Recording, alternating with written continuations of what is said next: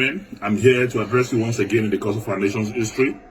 I'm here to address Nigerians, especially on my brother and friend, the former governor of Anambra State and the former vice presidential candidate of our political party, Peta Obi.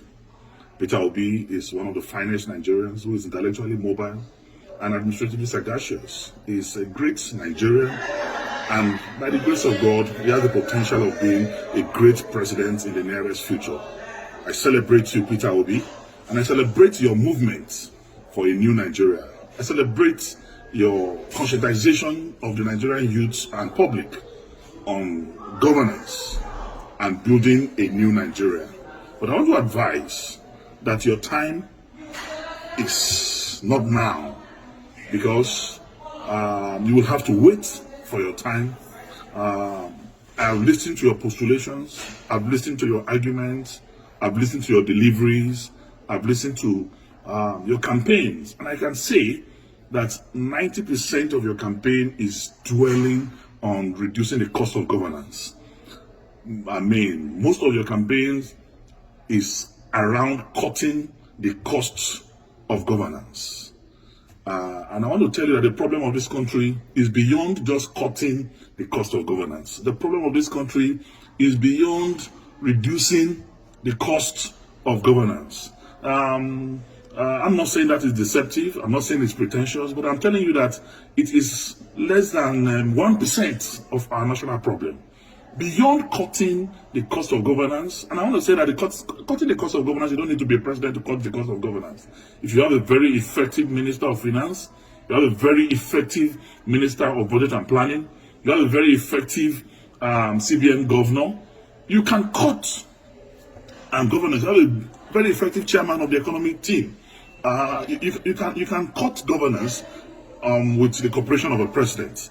But I want to say that that is not our major problem today in this country.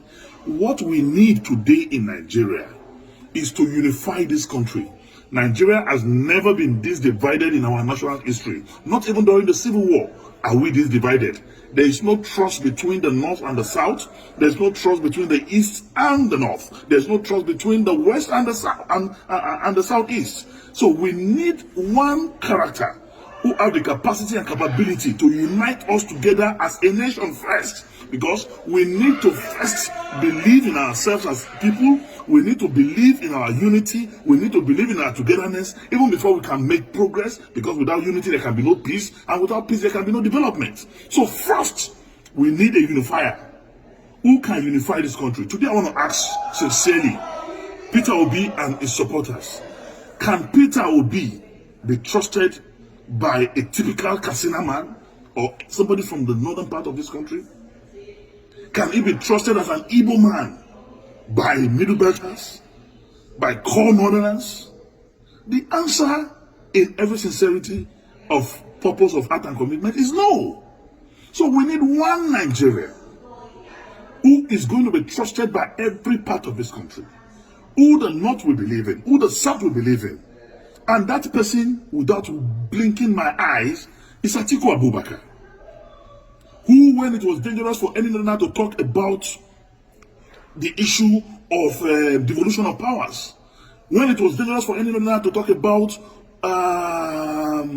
the issue of restructuring, he did, with every boldness in him. Today, Atiku Abubakar married a Yoruba man, have Yoruba sons. Atiku Abubakar married Igbo woman, he has Igbo children. Atiku Abubakar married Hausa woman, he has Hausa children. Married a Fulani woman, he has Fulani children. He's a pan-Nigerian, he's a true African Nigerian man. Only him, among those who are candidates of presidential, who are candidates of any political party today, seeking for the presidency of this country, have the capacity and potential to bring us together as a nation. So I want to say, it is time for us to think. I encourage the crusade, the movement started by Peta Obi to continue.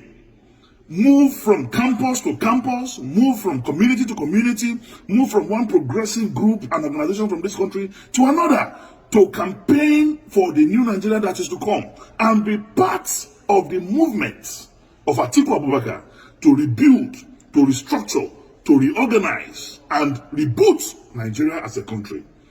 We must speak the truth, and the truth is the truth. You are a great Nigerian. I salute your political and intellectual sagacity. You are one Nigerian that I know.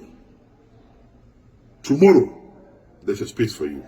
But for today, let us forget the social media drama. Let us forget the diaspora euphoria. The truth of the matter is we need a unifier.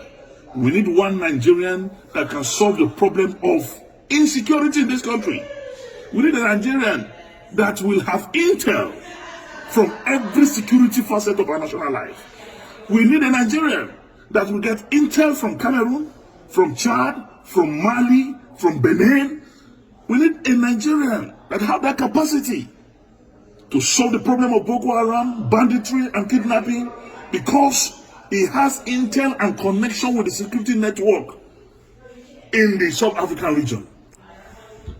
And that's Nigerian today. It's Atiku Abubakar.